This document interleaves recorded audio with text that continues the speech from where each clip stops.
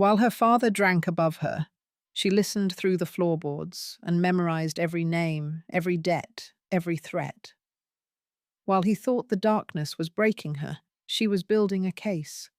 She had no pen, no paper, no light, just a mind that refused to waste a single day of captivity. 47 days underground, and when the door finally opened, she didn't run. She walked out with everything she needed to bring him down, and it had been growing inside her all along.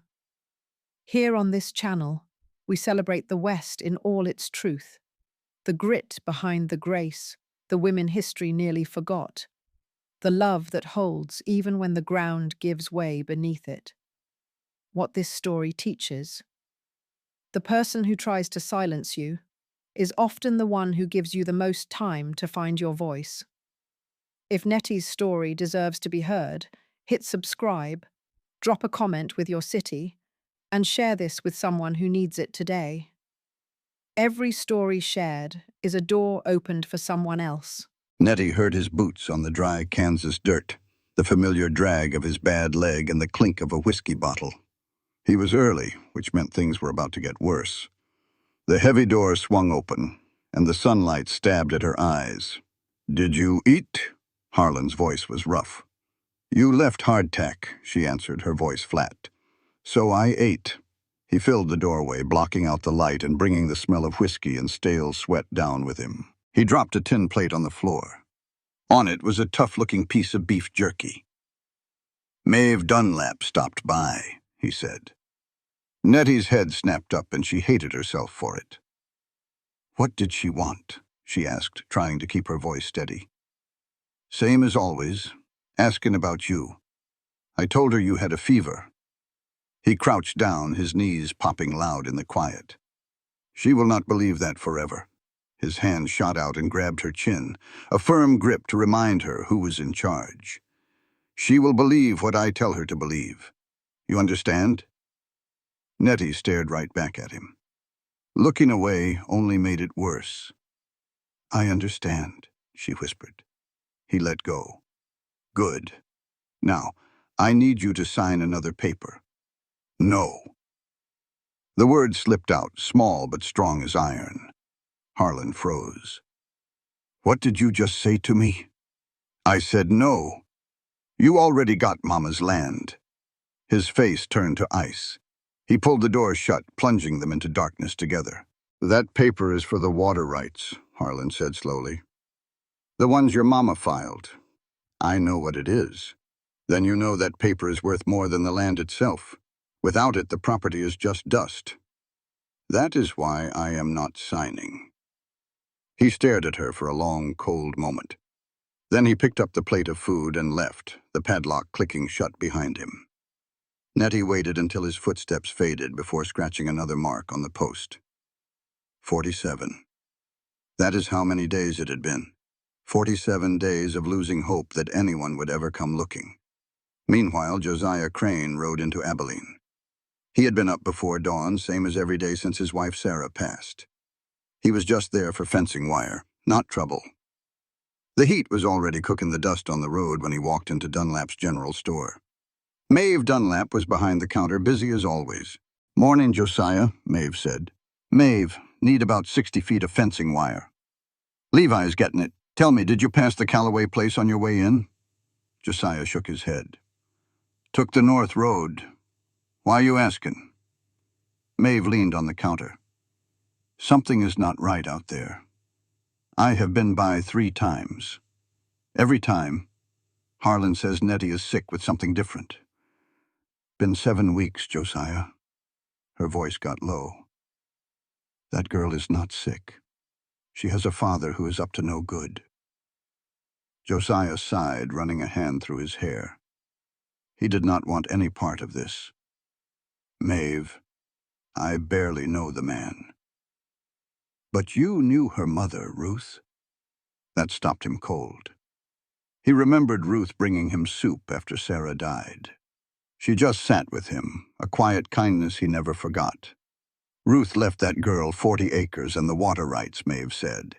"And Harlan has been deep in gambling debt for years. You do the math." "What do you expect me to do?" he asked. "You are heading south anyhow. It is just 2 miles off the road. Just ride by," Maeve urged. "If I am wrong, the wire is on me." She looked him square in the eye. "And if I am right, you are not the kind of man who can just ride away." Every part of Josiah wanted to refuse. It was not his business. He had his own chores. But he just found himself asking for directions. He loaded his wire and rode south. The Calloway place was a picture of neglect. Fences were down and weeds choked what was once a garden. He reined in his horse, listening. All he heard was the wind and the buzz of insects in the heat. He was about to leave when a faint sound caught his ear.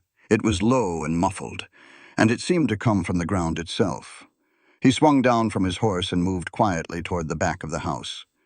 That is when he saw it. A root cellar with a heavy wooden door and a big rusty padlock. Josiah Crane knelt by the root cellar door, his knuckles just grazing the rough wood. It was hotter than a $2 pistol, and that padlock looked mighty out of place. "Hello," he called out. A shuffle came from inside, then a voice, dry as a West Texas creek bed. "Who's there?" "Name's Josiah Crane. I'm a rancher from down south." A long, quiet spell passed. "You with my father?" "No, ma'am. Maeve Dunlap asked me to check on you." A sound, half sob and half laugh, leaked through the door. "Maeve sent you?" "Yes, ma'am. Your father's in town playing cards. He'll be back near sundown." Her voice found its steel then. "There's a padlock on this door. I see it. The key's in the kitchen, on a nail over the stove. He thinks I don't know." Josiah stood, took one look at the house, and walked right in. He grabbed the key, his hand steady even when the rest of him was shaking. He unlocked that cellar, and the sound of it was like a bone snapping. He lifted the heavy door. She sat on the dirt floor, thin and pale, her wrists wearing the awful story of rope burns. But her eyes, Lord, her eyes were clear as a blue norther. Everything else about her looked busted, but not her eyes. "Can you stand?" he asked, his voice low. "I've been standing every day," she said, getting to her feet without any help. "He wanted me weak. I wasn't about to give him that." Josiah held out a hand. She took it, her grip surprisingly strong. Stepping into the sun, she squinted hard. "Before we go, you need to know something," Nettie said. "My father made me sign over Mama's land. Said I'd never see daylight again if I didn't." "Did you sign it?" "I signed the land," she said, looking him square in the eye. "But I did not sign the water rights. That's why I was still down there. He'll tell everyone I'm crazy, and some will believe him, 'cause it's easier to believe a man than a locked cellar door." Josiah looked at her face. She wasn't asking for pity. She was drawing a line in the sand. "Can you ride?" "I can ride." "Then we're leaving." He helped her onto his horse, Slate, and climbed up behind her. "He'll come after me," Nettie said, her back tense against him. "I expect he will. He's got friends. I expect that too." "Then why are you doing this?" Josiah was quiet for a long moment, the only sound being Slate's hooves on the road. "Because I failed to help a woman once before. She ended up in an unmarked grave outside Wichita.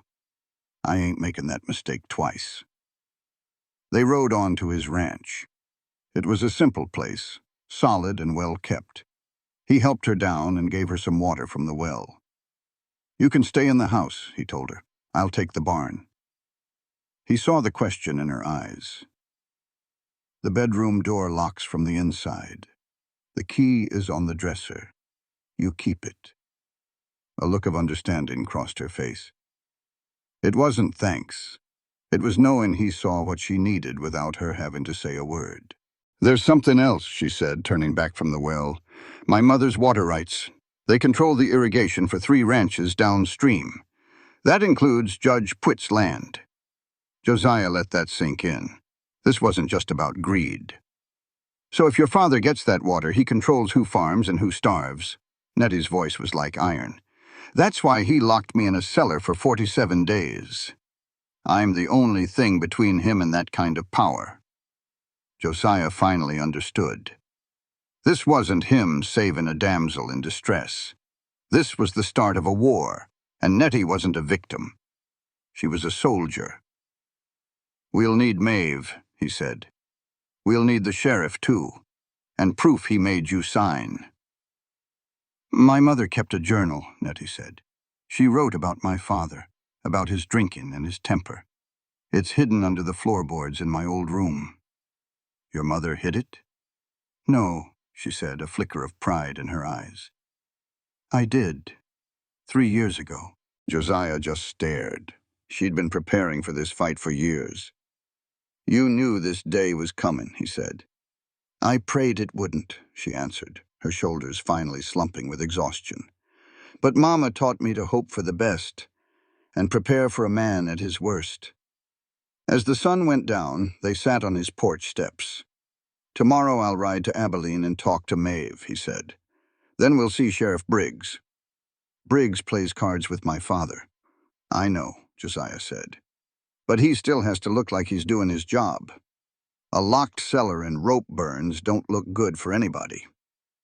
Nettie rubbed her wrists without thinking. "He'll say I did it to myself." Her eyes flashed with fire. "Did you?" "No." "Then we'll let the marks tell their own story." He noticed how she flinched when a coyote called out in the distance. He didn't say anything about it. "You hungry?" he asked instead. He brought out bread, salted pork, and a jar of preserves his late wife Sarah had made. He hadn't been able to bring himself to open it until now. As Nettie ate, she spoke not of the cellar, but of her mother, Ruth. "She was the strongest woman I ever knew," Nettie said. "She knew what my father was becoming. She filed those water rights in her own name, 'cause she said land and water were the only things a man couldn't charm away from a woman." Josiah nodded. "I knew your mother. Ruth was a good woman. After my wife passed, she came and sat on this very porch with me for an hour. Didn't say a single word. Best conversation I had all year." A small smile touched Nettie's lips. That sounds like her. They sat in a comfortable quiet as darkness fell. "He'll be home by now," Nettie said, her voice flat and hard. "He'll see the open cellar. He won't come tonight. He'll drink first. Then by morning he'll have his story ready to tell. He will play the part of the wronged father," Nettie said. "By the time he gets to town, everyone will be pitying him." "You know him well." 47 days is a long time to study a man. He will bring papers, not fists. He learned paper hurts worse." Josiah nodded. "Then we need paper of our own." "The journal," she whispered. Then she looked right at him. "Why did Maeve send you?" "I do not know." "I do," she said. "She sent the one man in the county who has already lost someone he could not save. She knew you would not walk away a second time." The truth of it hit Josiah hard. "Get some rest," he managed to say. "I will be in the barn." She paused at the doorway. "For 47 days, I hoped someone would come. I thought I was a fool for it." She looked over her shoulder. "I was not a fool." Then she closed the door, and he heard the lock turn. Josiah kept a close watch on the road to Abilene. He knew Harlan Calloway was out there somewhere, staring into a vacant cellar and plotting his revenge. The summer air was heavy and still, so quiet you could hear a pin drop. Josiah tried to get some sleep in the barn, but his mind was racing. Tomorrow they would ride into town and face the music. At that very moment in Abilene, Harlan Calloway sat at his kitchen table. For the first time in months, he was completely sober, studying a property deed by the flicker of a candle. He was thinking long and hard about what to do next. The sound of footsteps on the porch jolted Josiah awake. He snatched his rifle on his feet before his eyes were fully open. "It's just me," Nettie's voice called out. "I brought some coffee." He lowered the rifle, letting out a breath he did not realize he was holding. Stepping outside, he saw her with 2 tin cups. She looked different in the morning sun, standing taller than before, as if she remembered who she was. "Did you get any rest?" he asked. "More than I have in weeks," she said. That lock on the door made all the difference. Josiah took a sip of the coffee. It was strong enough to peel paint, but he kept that to himself. "We ought to ride into Abilene today. We will talk to Maeve, then the sheriff." Nettie shook her head. "Briggs is not going to lift a finger to help us." "Maybe not," Josiah replied, "but it needs to be on record. If something happens, your father can not just spin his own tale." Nettie clutched her cup. "There is something else I need to tell you. My father does not just play cards with Sheriff Briggs. He owns him. Briggs lost $300 to my father last winter and never paid it back. My father just holds on to the debt." She looked straight at him. "You see what that means, do you not? It means Sheriff Briggs owes my father. It means he will do whatever my father tells him to." Josiah placed his cup on the rail. This whole situation just got a heap more complicated. "Fine," he said. "We will start with Maeve then, and Judge Pruitt. Your father controls his water supply." "Not yet. He does not. My mother was smart. She filed the water rights in my name, separate from the land. The judge has no idea what my father is planning. If we get to him first, he will have a good reason to stand with us." My mother knew the kind of man my father was turning into. She built a firewall between him and the water because she knew it was the most important thing. They finished their coffee without another word. Josiah saddled his horse, Slate, and a mare named Copper. He helped Nettie onto her horse, and they headed north to Abilene. The ride was quiet, taking a little over an hour. Nettie handled the horse well, better than you would expect from someone who had been locked underground for 47 days. She kept her eyes peeled, watching the road for any sign of her father. They arrived at Dunlap's general store as the town was just waking up. Maeve was out front sweeping and stopped when she saw them. She leaned the broom against the wall, put her hands on her hips, and watched them get down from their horses. "Well now," Maeve said, looking past Josiah and right at Nettie. "Looks like you found more than just fencing wire." Her eyes locked onto the rope scars on Nettie's wrists. Maeve's expression hardened like stone. "Get inside," she said firmly. "Both of you, now." She flipped the closed sign on the door behind them. Her son Levi, a tall young man, came down from the stockroom and froze when he saw Nettie. "Levi, get some hot water," Maeve commanded. "And the medical kit from under the counter." "I am fine," Nettie insisted. "No, you're not. You look like you just, crawled out of your own grave. Sit down." Nettie sat, not because she was told, but because Maeve Dunlap was the kind of woman you listened to. Levi brought the water and kit, his jaw tight with anger as he looked at Nettie's wrists. Maeve worked without a word, gently cleaning the raw rope burns. The kindness in her hands was a stark contrast to the fury burning in her eyes. "How long?" Maeve asked softly. 47 days, Nettie whispered. "In the root cellar, padlocked." Maeve's hand stopped for a second. She took a deep breath and continued wrapping the bandages. "I came by that house 3 times.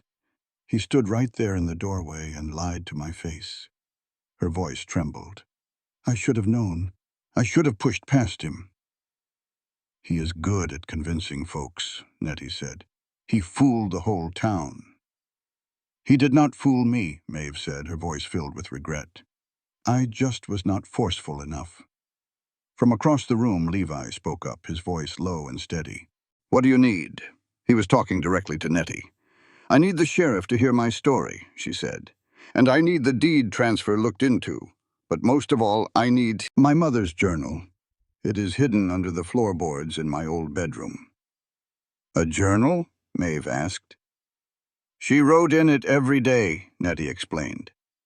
"She recorded everything my father did, everything he said. I hid it 3 years ago because I knew he would destroy it."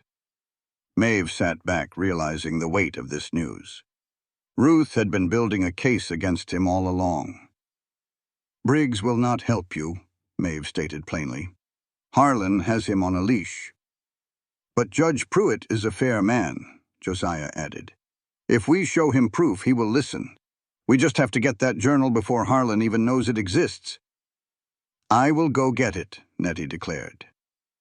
No, Josiah and Maeve said at the same time. He will be watching the house, expecting me, Nettie argued. That is exactly why you are not going alone, Josiah said. But you do not know where to look. I do. I have lifted that floorboard 100 times in the dark. She is right, Levi said quietly from the corner.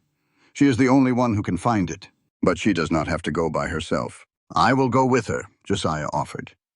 No, Maeve said, holding up a hand. Harlan sees you anywhere near that place, and he will claim you are trespassing. He will twist the story and Briggs will back him up. You need to stay clear of it and go talk to Judge Pruitt. Then who goes with Nettie? Josiah asked. I will, Levi said, his voice firm. Maeve looked at her son, and whatever she saw in his eyes was enough. All right. You all go through the creek bed. Harlan always watches the road, never the water. Nettie stood up, the clean white bandages on her wrists making her look even more worn down. She looked at Levi. Are you sure about this? My mother has carried guilt for 3 years for not pushing past your father, Levi said. I am not about to spend the next 3 feeling the same way. They slipped out the back of the store. Josiah turned to Maeve. He is only 25. Old enough to know what is right, Maeve said, untying her apron, and still young enough to fight for it. Now you get going. Judge Pruitt eats at the hotel at noon sharp. You make sure he hears about those rope burns before Harlan starts talking about gambling debts. Maeve, Josiah said, what if this all goes sideways? If this goes wrong, she said, her voice like steel. A girl who spent 47 days in a hole goes right back to the man who put her there. That is not happening, Josiah. Not in my town. Josiah had just 20 minutes, and he used every tick of the clock to figure out what to say. Judge Pruitt was a man who valued precision. He had no time for tears or begging in his courtroom, only facts and the law. Josiah didn't have any paperwork, just rope burns on a young woman's wrists, and her story against her father. He found Judge Pruitt right where Maeve said he would be, at a corner table with roast beef and the Abilene Chronicle. The judge, a man of 60 with a trimmed white beard, had eyes that had seen every kind of lie. Josiah approached. The judge looked up. Mr. Crane, I do not believe we have any business. Josiah replied, We do now, sir. Pruitt motioned to a chair. Then sit, but make it quick.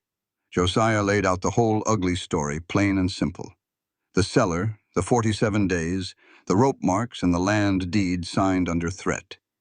He gave the judge the hard facts one after another. Pruitt ate his beef in neat squares, listening without a word. When Josiah finished, the judge set down his fork. So you are telling me Harlan Calloway locked up his own daughter to get her to sign over a property? Yes, sir. And this property includes water rights that service several downstream farms. The judge paused, including my own. Yes, sir. Pruitt folded his napkin. Mr. Crane, that is a conflict of interest. I know it is, Josiah said. But a girl goes back into that cellar if I do not tell you. Has a report been made to the sheriff? Not yet. Sheriff Briggs owes Harlan $300 from a card game. Pruitt's eyes narrowed. Are you sure about that? The girl told me. She's been listening through those cellar walls for 47 days.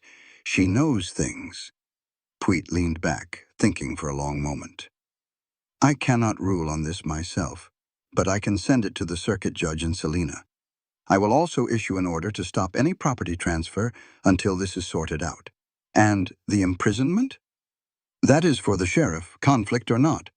If he will not act, the U.S. Marshal will. Josiah nodded. There is one more thing.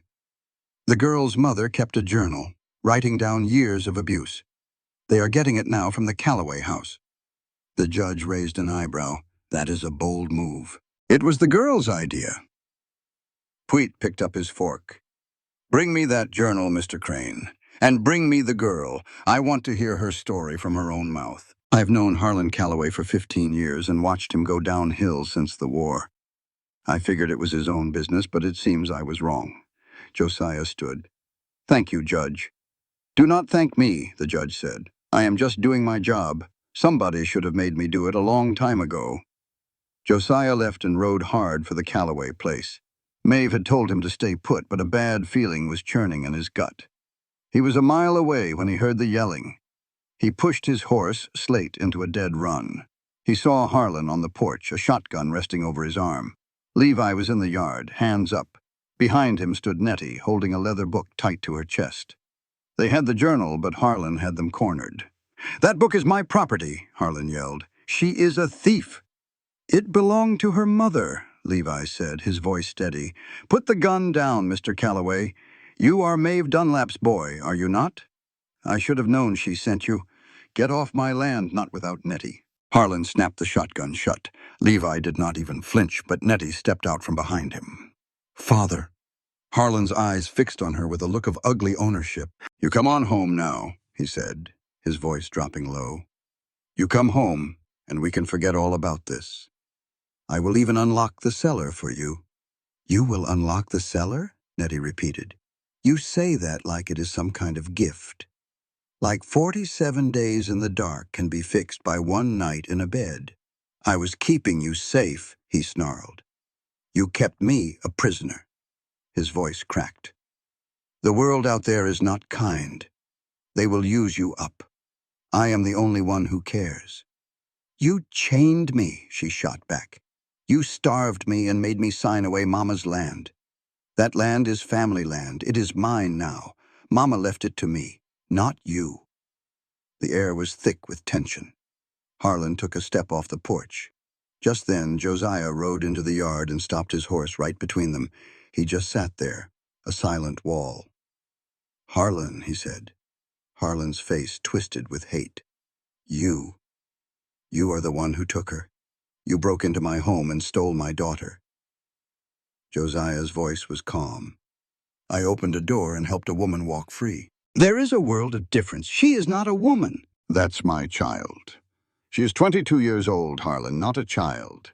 She is a landowner whose father faked a deed under threat." Harlan let out a mean little laugh. "Forged? She put her own name on it. You can ask anybody. I think I will ask Judge Pwitt. We have a meeting with him this afternoon." The judge's name hit Harlan like a body blow. His face went from white to red. "Pwitt has no business in my family's affairs. He does when the water rights you are after feed his own ranch. He is already writing up an order to stop all property transfers." Harlan's knuckles turned white around the shotgun. "You are just a fence-sitter, Crane. You have no idea what you're getting into. I know what 47 marks carved into a post look like. I know the sight of rope burns on a young woman's wrists. And I know what a mother's journal full of dated entries looks like to a judge." Harlan's eyes fixed on the book in Nettie's arms. "Where did you get that? Ruth would not—" "Every single day, Father," Nettie said, her voice steady. "Every threat, every broken dish. She wrote it all down. She dated it. She even named witnesses." Harlan's arm went limp, the shotgun hanging uselessly. For a brief moment, Josiah saw the man Harlan could have been before the bitterness soured him. He looked at his daughter and realized she had been getting ready for this fight longer than he had been planning it. "Give me that book," Harlan said. But all the command was gone from his voice. "Please, Nettie." "No. I am your father." "You were. You stopped being my father the first time you locked that cellar door and walked away while I screamed." Harlan's chin trembled. He looked at Josiah, then at Levi, and back to Nettie, a solid wall he could not break. "This is not over," he muttered. "You are right," Nettie replied. "But the part where I do what you tell me to, that part is over." Josiah offered Nettie his hand, and she swung up onto the horse behind him. Levi mounted his own horse. Harlan just stood in his yard, watching them ride away. He did not yell. He did not give chase. He just got smaller in the distance. And for the first time in 47 days, Nettie did not look back. They rode into Abilene in a heavy silence. It was not the silence of fear. It was the quiet of people who knew what was coming and were ready to face it. Maeve was waiting outside the store. She saw the journal and pressed a hand to her mouth. "Ruth's journal," she breathed. "Every page," Nettie said. "Pruitt is expecting us," Josiah added. Maeve looked at her son. "What happened at the house?" Harlan had a shotgun. He did not use it.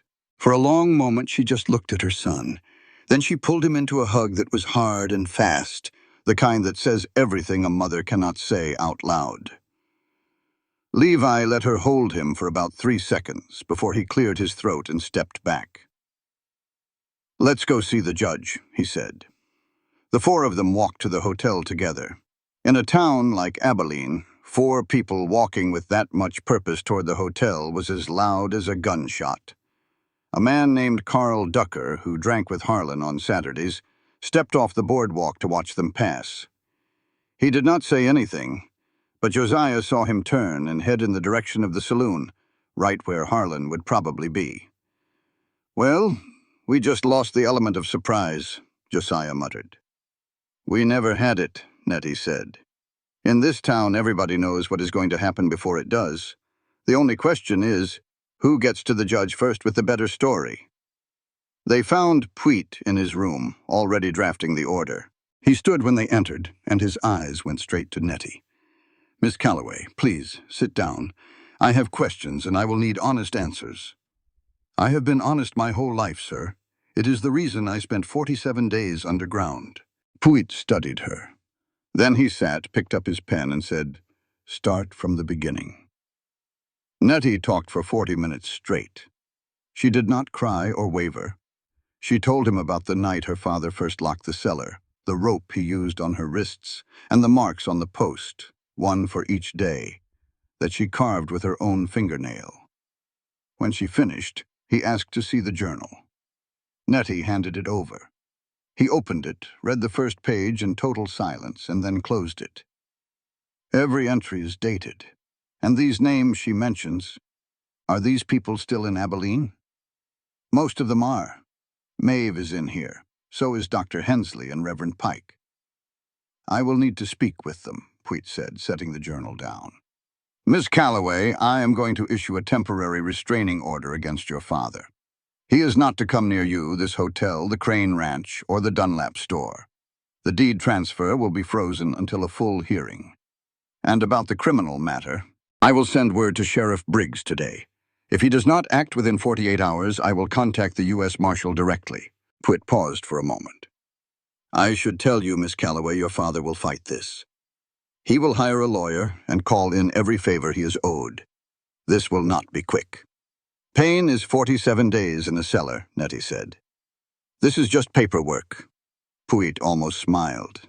"You sound like your mother. I will take that as the highest compliment." They left the hotel as the sun began to set. They were halfway to the store when Sheriff Briggs stepped out from an alley blocking their path. His badge caught the light. "Miss Calloway," Briggs said, his arms crossed. "Your father filed a complaint. He says you were taken from his home against your will." "He has it backwards," Nettie corrected him. "It was against his will, not mine." The sheriff shifted his weight. "He says you are not well, that you have been having episodes. He says many things. Did he mention the padlock on his cellar? Or the rope burns on my wrists?" Nettie held up her bandaged wrist for him to see. "Did he mention 47 days, Sheriff?" Briggs glanced at her bandages. For just a second, something flickered in his eyes, but it was gone just as fast. "I need to hear both sides of the story. Then hear mine right now. This is not the place for this. Judge Pruitt already heard it. He is issuing a restraining order and freezing the property transfer as we speak. You can take my statement now, or you can explain to the circuit judge why you did not." Briggs's jaw tightened. He looked up and down the street. People were watching from doorways and windows. The whole town was his audience. "Come to my office," Briggs finally said. "I will take the statement." "And the arrest?" Maeve asked. Briggs did not answer. He just turned and walked toward the jail. Inside the office, Nettie gave her statement again. Briggs wrote it all down, his pen scratching against the paper. When she was done, he rubbed his face with his hands. "I will ride out to the Calloway place tonight," he said. "To arrest him?" Nettie asked. Briggs looked at her. "To talk to him." "Talk?" Nettie's voice went flat. "You are going to talk to the man who locked his daughter in a cellar for 7 weeks? I need to hear his side." "You already know his side. You always have." The room became very quiet. The sheriff's face hardened. "That has nothing to do with this." $300 says it does," Nettie replied. The sheriff shot up from his chair. "You watch your mouth, girl." Josiah took one small step forward. "Sheriff, she is a victim giving a statement in your office. You ought to remember that." Briggs stared hard at Josiah, then slowly sat back down. "I will write it out tonight," he grumbled. They stepped out of the office into the long shadows of the setting sun. Nettie paused on the boardwalk. Across the street stood Harlan Calloway. He was clean-shaven and wearing his good coat, standing next to a man in a suit Josiah did not know. "That is Emmett Slade," Maeve whispered. "A lawyer from Salina. Looks like Harlan already hired some help." Harlan looked right at Nettie, gave a small tip of his hat, and then walked into the saloon with his lawyer. They all just stood there, realizing Harlan Calloway was playing a much smarter game than they had figured. Nettie's hands balled into fists, her bandaged wrists pale in the fading light. "He is not fighting like a drunk anymore," she said softly. "No," Josiah agreed, "he is not. Emmett Slade did not waste any time." By morning, a new story was all over Abilene. Harlan Calloway was not a monster.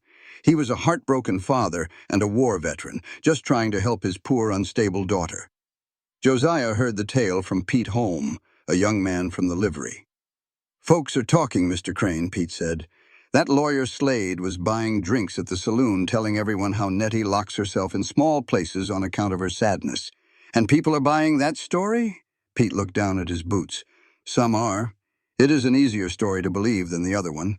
Josiah paid the boy and went to the barn. Nettie was brushing one of the horses, her hands needing to stay busy. "Slade has already started his work," Josiah said. "I know. I heard Pete." She did not stop brushing. "He is telling people I am crazy."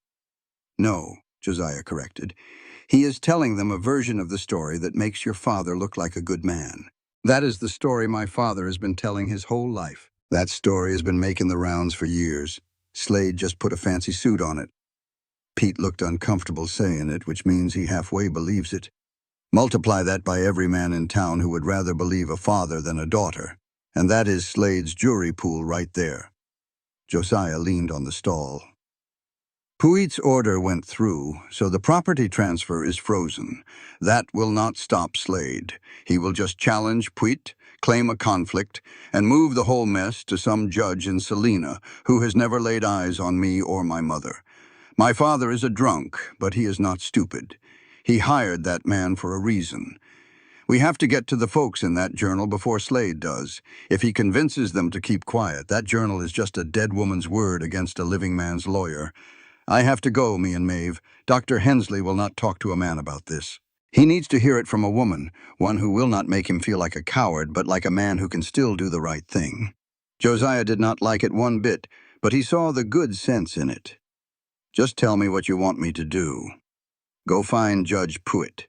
You tell him Slade is already poisoning the well. Ask him to move the hearing up. The longer we wait, the more time Slade has to build a wall around the truth." They rode to Abilene together, then split at the edge of town.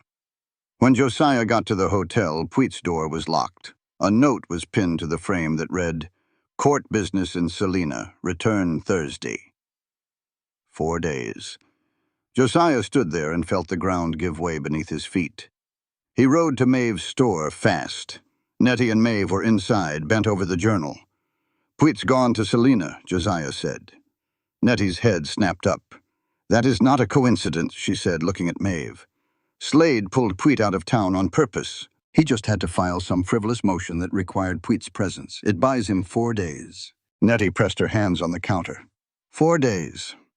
That is all Slade needs. Josiah asked her, "Needs for what?" "To build a case that I am incompetent." The room went cold. "If Slade can get a doctor to declare me mentally unfit before the hearing, the deed transfer stands. My signature holds and my testimony becomes the ramblings of a disturbed girl." Maeve said, "He cannot get a doctor to say that. Hensley knows you are sound." "Slade does not need Hensley," Nettie replied. "He just needs any doctor from Salina or Topeka who will sign what he wants for the right price." "That is corruption," Levi said. "That is Kansas," Nettie replied. Maeve stood up straight. "Then we do not wait. We go to the witnesses today, right now, and get their statements in writing before Slade can touch them." Nettie nodded.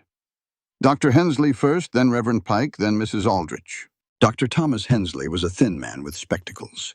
He opened the door, and when he saw Nettie, his face showed surprise, then recognition, then a whole lot of dread. "Nettie Calloway." He hesitated for a second, then let them inside. "Your father came by yesterday," Hensley said, his eyes avoiding hers. "Said you had another one of your episodes." "My father locked me in a root cellar for 47 days, Nettie said. "I know what he said. I am telling you what really happened." She held up her bandaged wrists. "These are not from melancholia. These are from rope tied to an iron ring." Hensley stared at the bandages. "I treated your mother once. She said she fell." "She did not fall. You knew she did not fall. But you wrote it down that way because you did not push." "That is a fair accusation," he said, his hands shaking. "It is not an accusation, Doctor. It is a fact. And I am here to give you a chance to do for me what you could not do for my mother." Maeve spoke up. "The cost of not writing that statement, Thomas, is that a girl goes back to a cellar. Ruth is gone, but Thomas Nettie is still breathing. You tell me which one of them we can still save." Hensley put his glasses on and sat right down. He started writing, saying, "I treated Ruth Calloway 3 different times. Her injuries were not from falling down." He glanced up.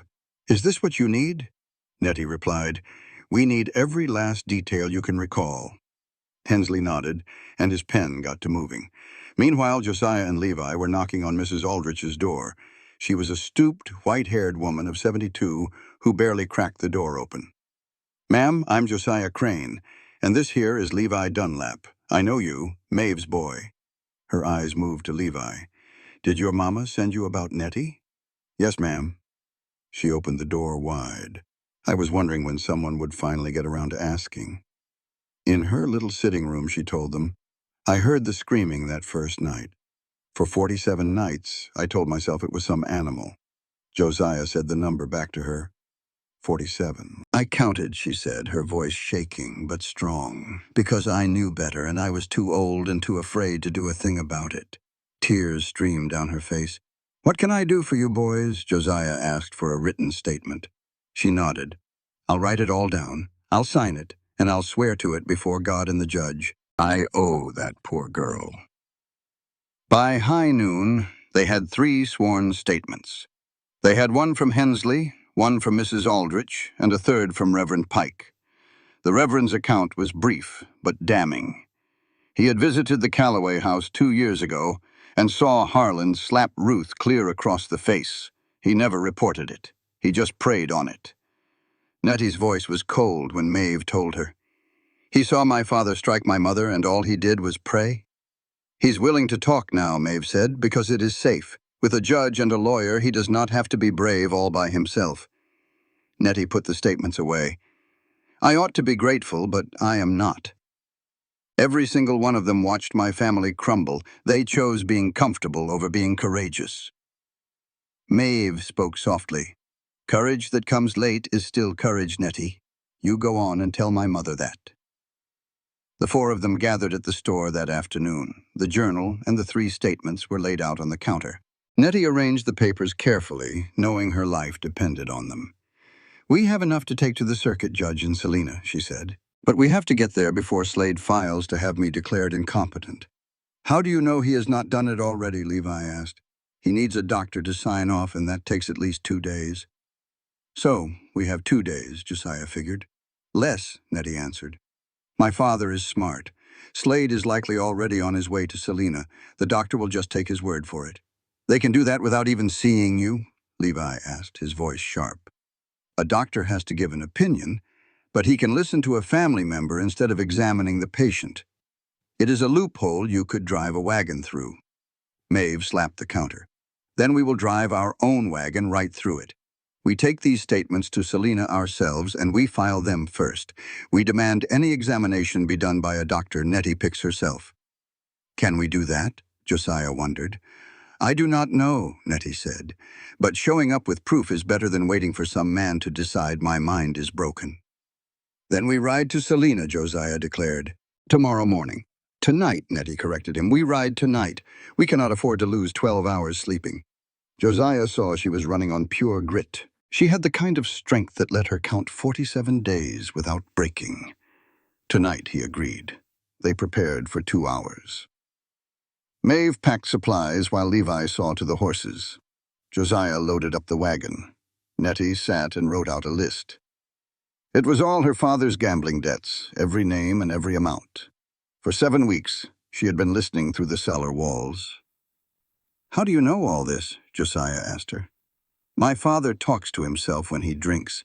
He would sit right above the cellar and list his debts out loud. I could not write them down, so I memorized every last one." She put the pen down. "He thought that cellar made me helpless. He never realized it was making me dangerous." Maeve returned with a traveling bag and saw the list. "What is that?" "Insurance," Nettie said. They left Abilene as the sun went down. Josiah drove with Nettie beside him, while Maeve and Levi followed on horseback. It was a 40-mile ride to Selina. 3 hours in, Levi rode up. "There is a rider about a half-mile back," he said. "Just one? Moving fast. He matches our pace?" Nettie gripped the wagon seat. "My father would not come by himself." "It is not your father," Levi told her. "The horse is too small." "That sounds like Slade," Josiah said, "or someone he sent." Josiah halted the wagon, and the rider behind them stopped too. Under the stars, they could just make out the figure. "We keep moving," Nettie insisted. "If he knows where we are headed, Slade will be ready." "He will know anyway," Josiah said. "There is only one place we would be going." "Let him follow," Nettie said fiercely. "I would rather face a man who sees me coming than sneak around like I have something to hide." Josiah looked at her in the faint light.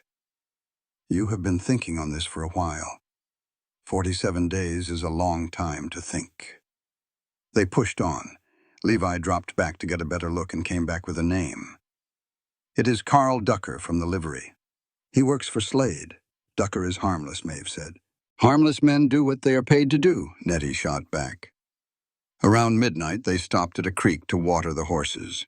"You ought to get some sleep," Josiah told Nettie as she stood by the water. "I cannot," she replied. "I am always sharp. It is how I survive." She wiped her hands and turned to him. "Josiah, why did your wife choose that chestnut mare?" The question surprised him. Sarah said the horse had kind eyes, and she was right. Copper was the first animal that did not shy away from my touch.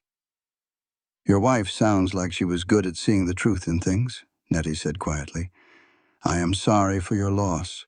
"I am sorry for yours," he answered.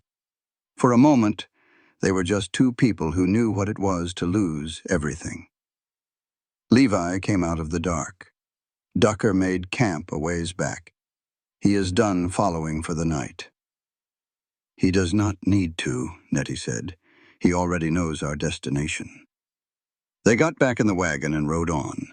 Maeve dozed in her saddle and Levi kept watch. Josiah drove with Nettie beside him, holding the journal with her mother's words, heading toward a courthouse in a town that did not even know her name. Dawn was breaking. They were 10 miles outside Selina when Nettie woke up, clutching the journal to her chest.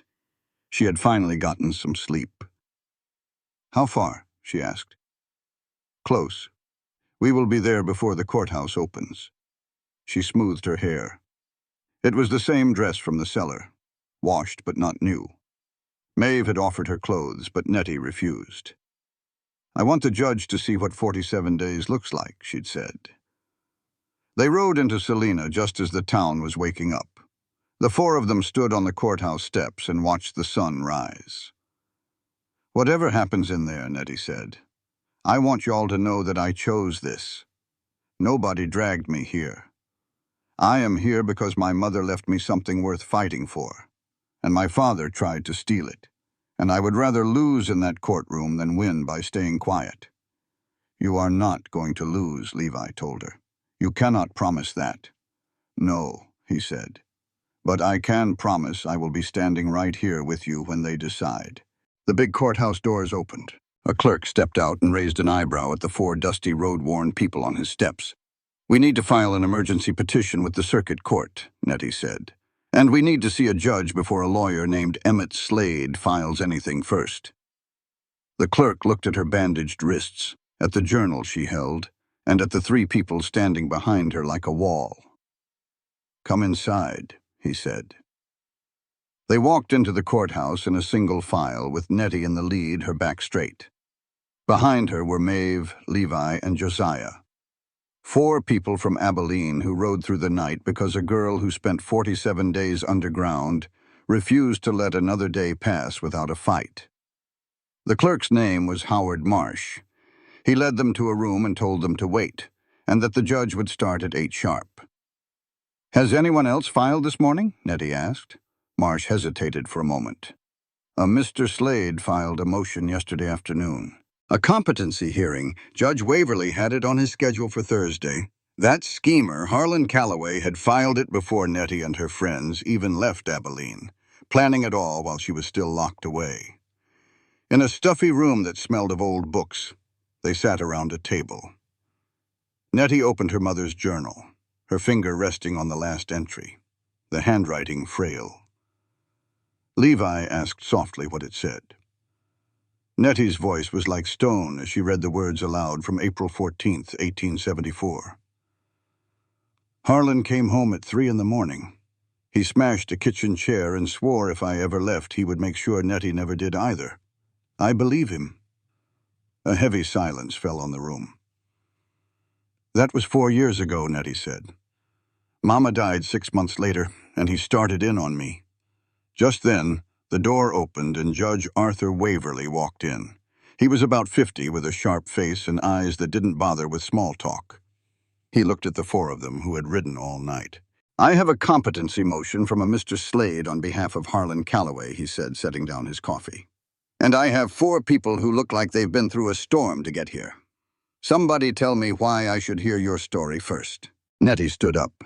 "Because that motion is a lie, Your Honor.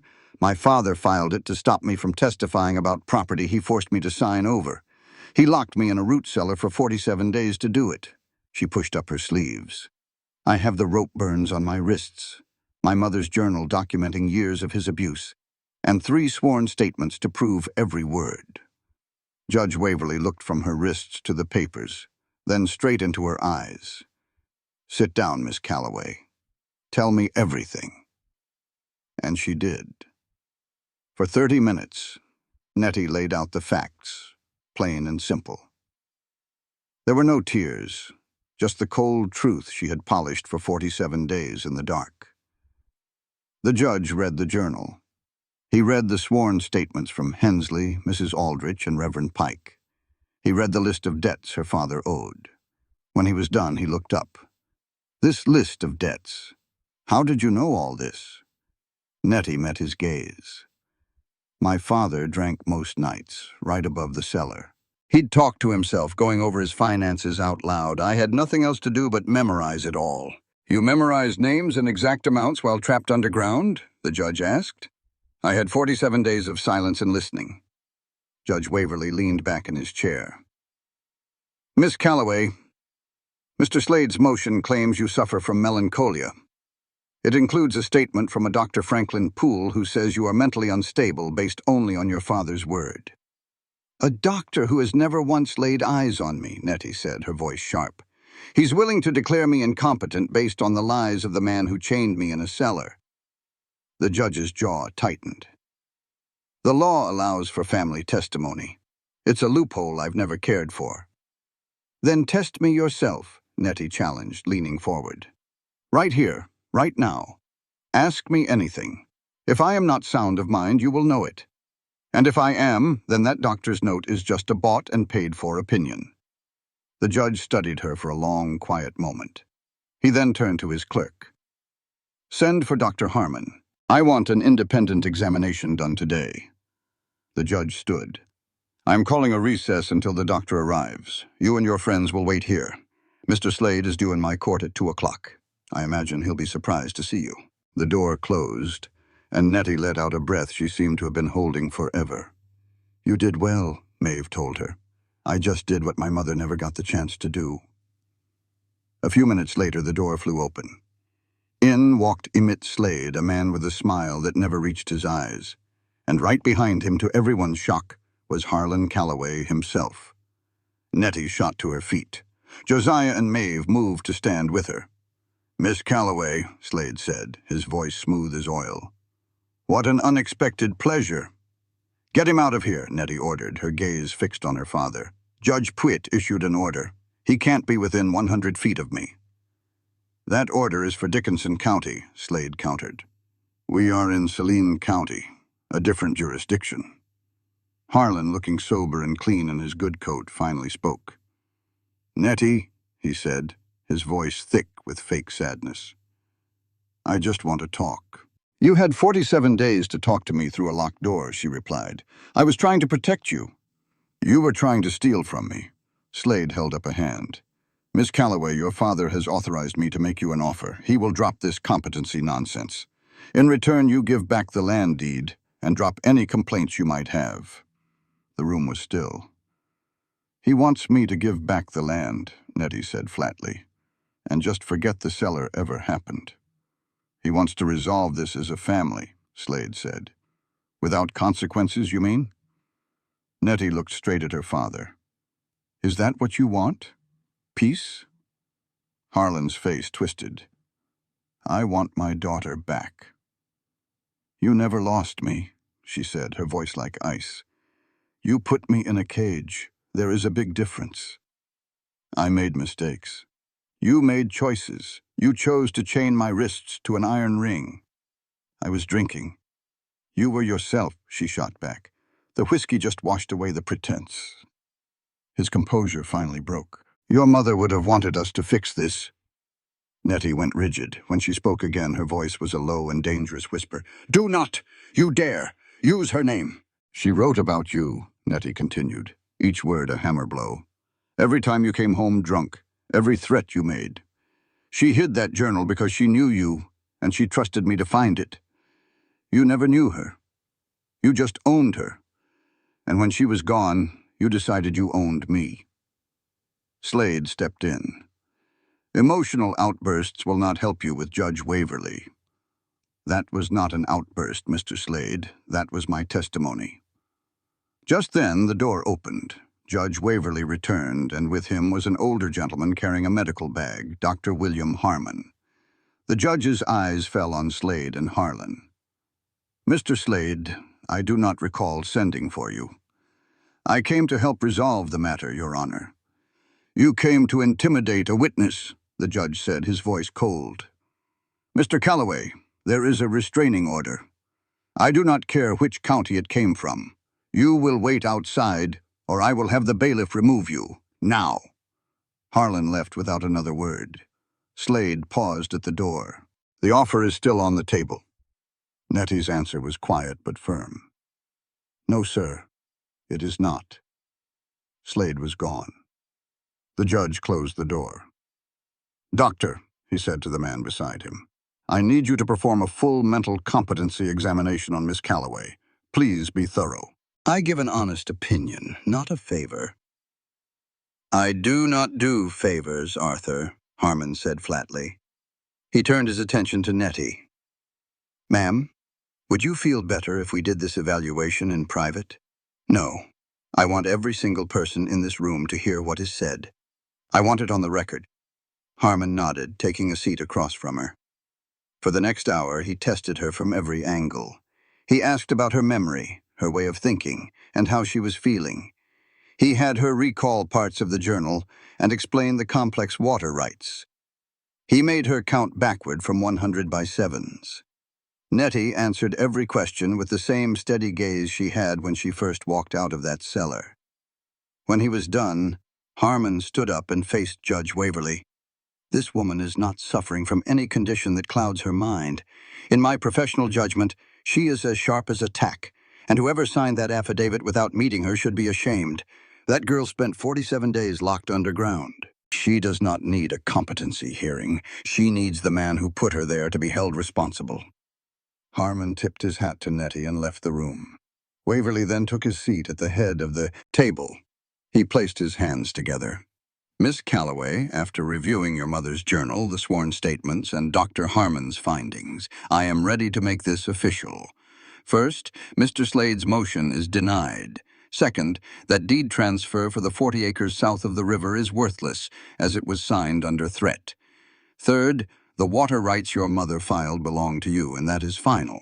Fourth, I am sending the matter of your imprisonment to the United States Marshal's office. The local sheriff might be too close to this situation. What about my father? Nettie asked quietly. Your father will be arrested, Miss Calloway. It might not happen today, but his time is coming. The wheels of justice turn slow, but they grind exceedingly fine. Nettie closed her eyes for a brief moment.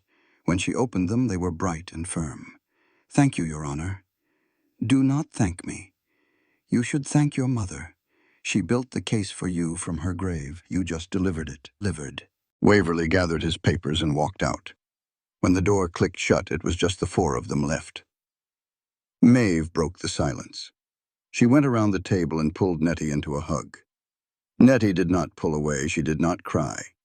She just stood there, finally letting someone hold her. For 4 long years, Nettie Calloway had been a prisoner. Today, she walked free. Maeve hugged her tight and whispered, Your mama would be so proud. Nettie clutched the journal to her chest. She'd be furious it took me this long, she whispered back. Josiah and Levi stood by the door, a silent testament of support that spoke louder than words. We should head home, Nettie said, looking to Josiah. Back to your ranch if the offer still stands. Josiah just nodded. It does. As they walked into the bright sun, Slade watched them from across the street.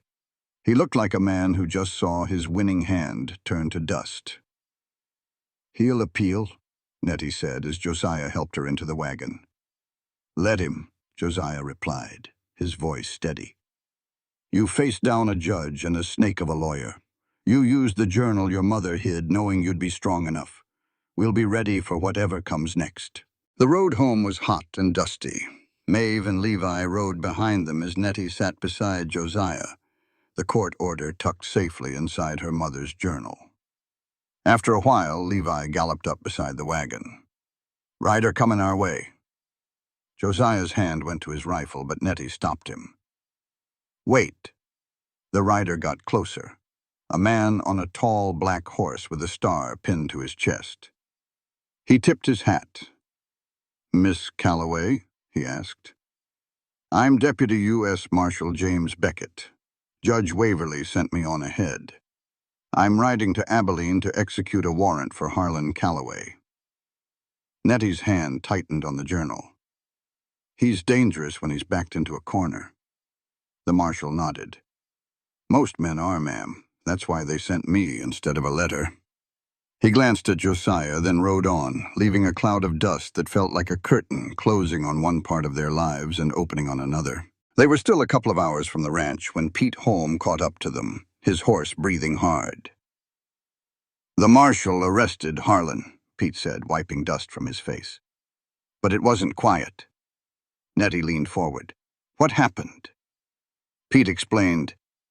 Harlan locked himself in the house. When he finally came out, he started yelling to the whole street that you were a liar and Josiah had stolen you for your land. A few folks were listening, nodding along, but then Mrs. Aldrich marched out of her house. She walked right up to Harlan as the marshal was cuffing him and said, "I heard her screaming for 47 nights. You can call me a liar, too."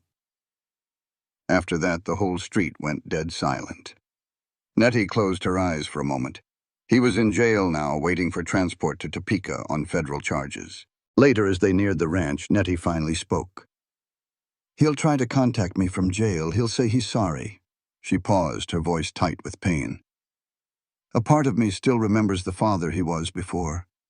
He used to carry me on his shoulders and built a little shelf for my books." Her voice almost broke. "The man who locked me in that cellar is not the man who built that shelf. But I don't know how to hate one without hating the other." Josiah didn't offer empty platitudes. He knew some wounds never fully heal. You just learn how to carry them.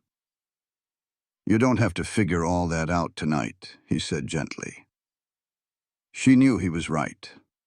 As they pulled into the ranch under a sky full of stars, there were no easy answers, only the quiet promise of a safe place to rest and a long road ahead. They went about their chores with the muscle memory of folks whose minds were a million miles away.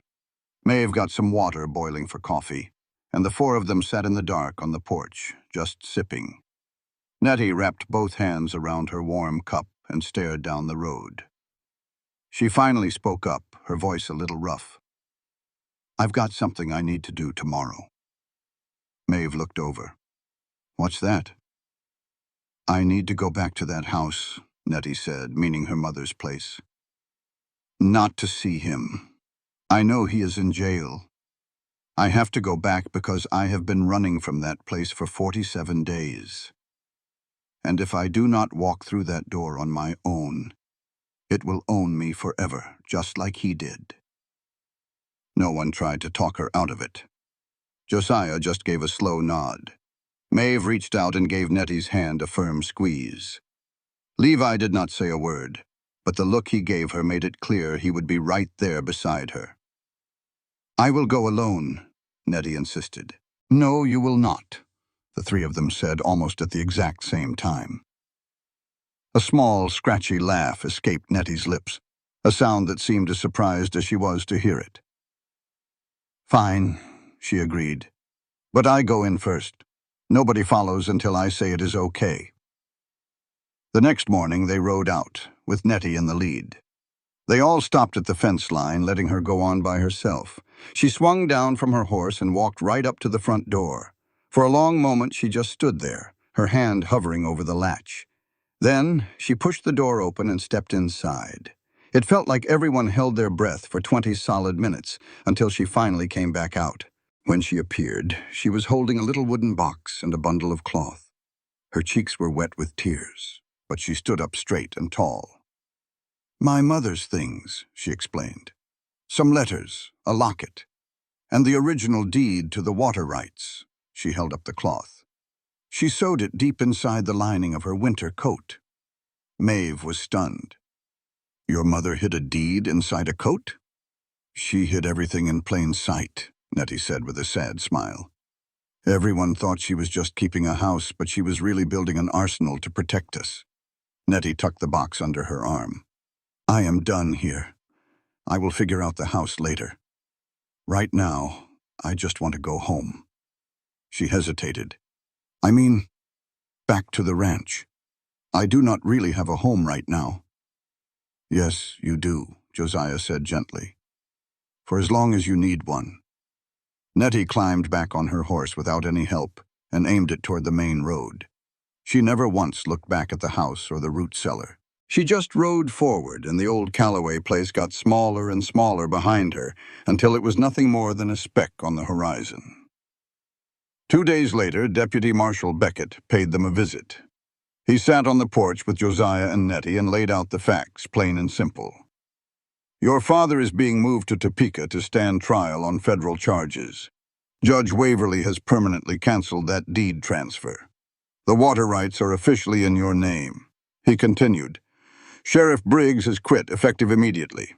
Judge Pruitt appointed a temporary replacement until the election." Beckett added, "And that lawyer Slade, he dropped the case this morning and got on the noon stage out of Abilene." Turns out being tied to a man who chains up his own daughter is not good for business. "What about Dr. Poole?" Nettie asked quietly. A corner of Beckett's mouth twitched. Judge Waverly sent the whole mess to the state medical board. The doctor's license is being reviewed. Nettie gave a slow, deliberate nod. "So, it is over." "The legal part is," Beckett confirmed.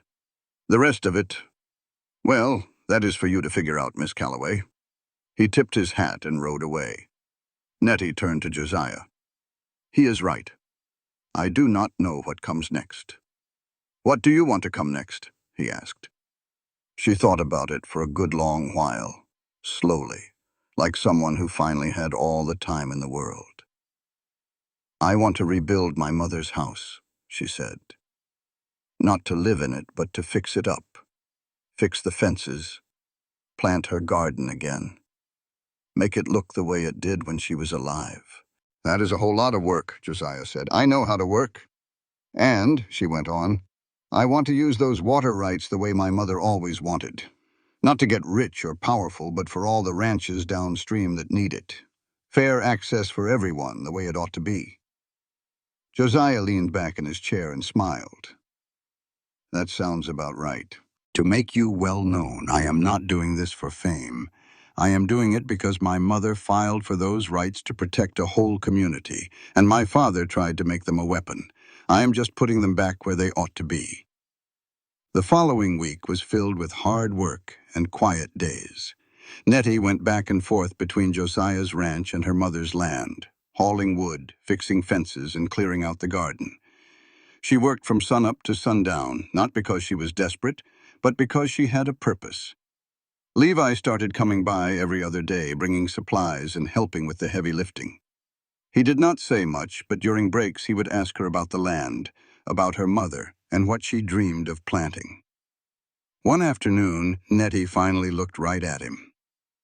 "Why do you keep riding all the way out here?" Levi set his hammer down. "Because you need a hand. A lot of folks need a hand. You do not ride 2 hours for all of them." He met her gaze. "No, I sure do not. A silent understanding passed between them.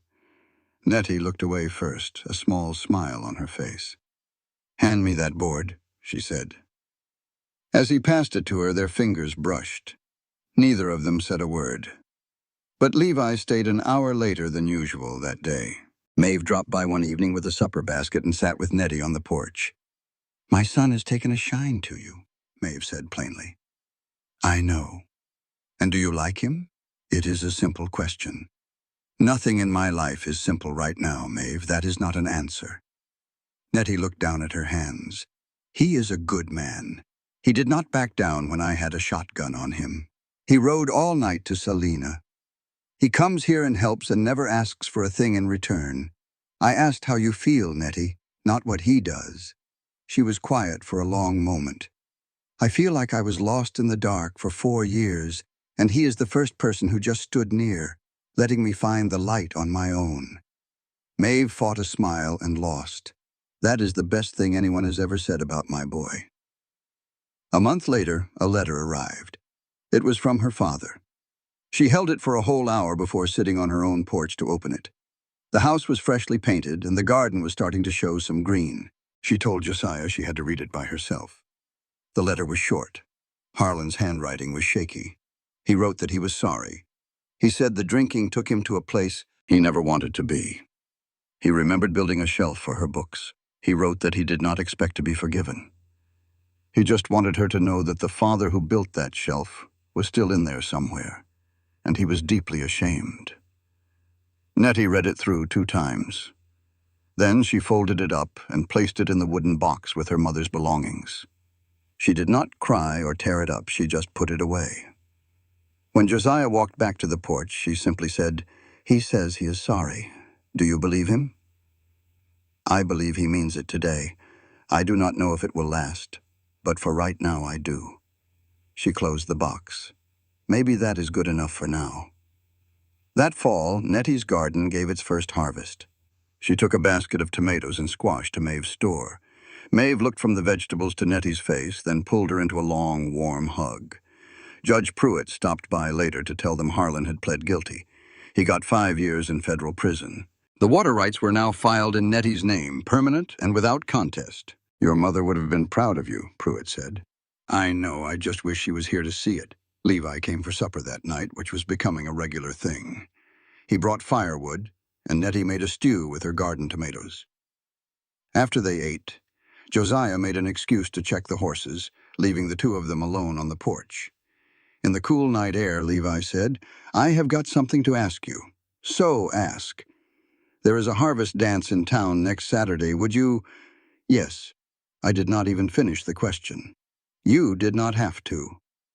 They both grinned. And right there on that porch, with a warm stove inside and a garden outside, Nettie Calloway felt something she had not felt in 4 long years. It was not just safety, or justice, or even love, though that was growing slow and steady. She felt free.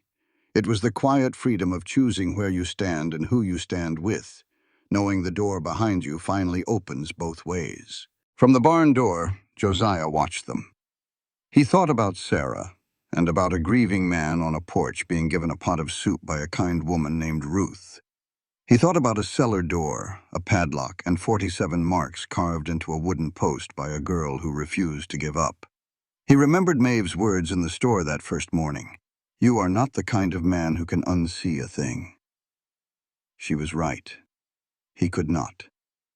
And he was glad for it.